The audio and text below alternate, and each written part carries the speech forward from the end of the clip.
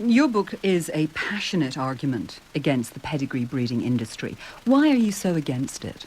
I'm not against pedigrees, and people in the past said, oh, you hate pedigrees. And one thing I hope comes across in the book is that I absolutely love dogs. But over the years that I've been qualified, I just see so many more and an increasing number of pedigrees that have problems with their health. What sort of problems are you seeing in pedigree breeds? The main ones we see are the exaggerations, so things like very long backs with very short legs, such as the Dachshunds and Bassets, can have very bad spinal disease. It's extremes of features, so very long ears, very short faces. With the short face breeds, one of the real dangers is that they have a lot of respiratory problems. Caroline Kisko of the Kennel Club, how do you react to Emma's criticisms? Well, while I completely agree with Emma in terms of not wanting puppy buyers to buy unhealthy puppies, and we also have an accredited breeder scheme which we encourage potential puppy buyers to go to accredited breeders, not just to any breeder, to ensure that they buy the healthiest possible puppy, because all accredited breeders must use the health schemes that are available to them. Emma, is that enough?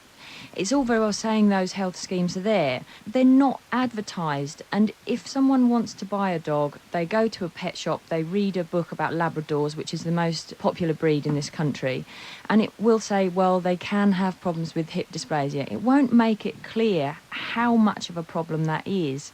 Is that right, Caroline? What we're trying to do is to get breeders to breed from a point of knowledge. No breeder, and I will really take exception with Emma if she says that they do, no breeder will breed from a dog specifically to cause health problems. What we're trying to do is to allow the breeders still to maintain the breed type and to breed healthy animals by going to another dog which is healthy.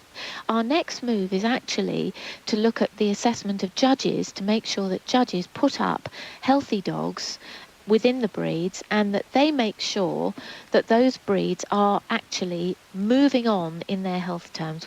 Emma, you also single out Crufts for attention and criticism. Why? It's exemption dog shows where animals are shown. I don't understand the psychology of showing animals. I understand why people are proud of their animals, and I'm incredibly proud of my dogs. I don't think showing has any benefit for the animals at all.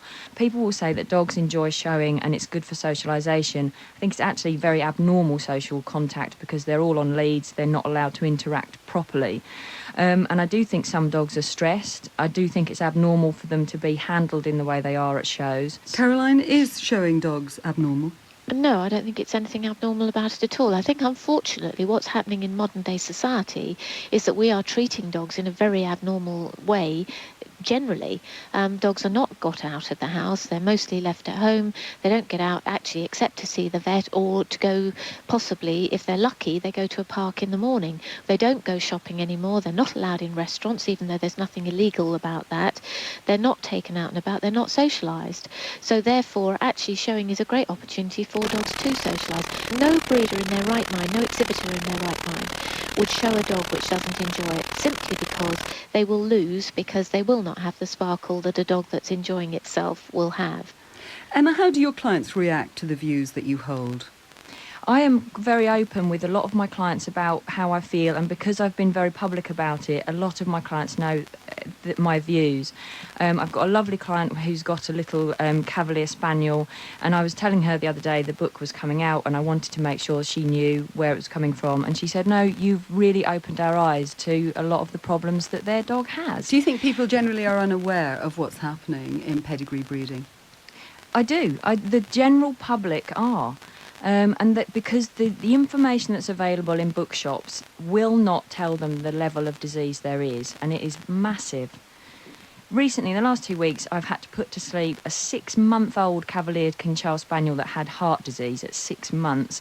And the other day I saw a boxer, a healthy boxer for a vaccination, 2 years old, and I said to them, it's got a heart murmur.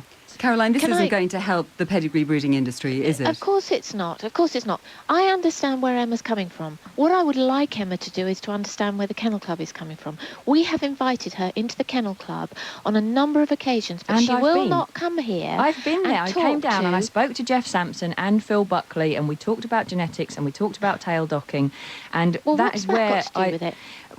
What tail What's docking? tail docking got to do with it? Because it's one of the things that the Kennel Club claims to want to do something about and doesn't, and that's Hang the on, same it's as with the illegal. health schemes. It's illegal. not. It isn't for all dogs. Well, that's not our doing. Could I just mean- ask you both finally, Emma, what advice would you have for someone thinking of getting a dog or a cat?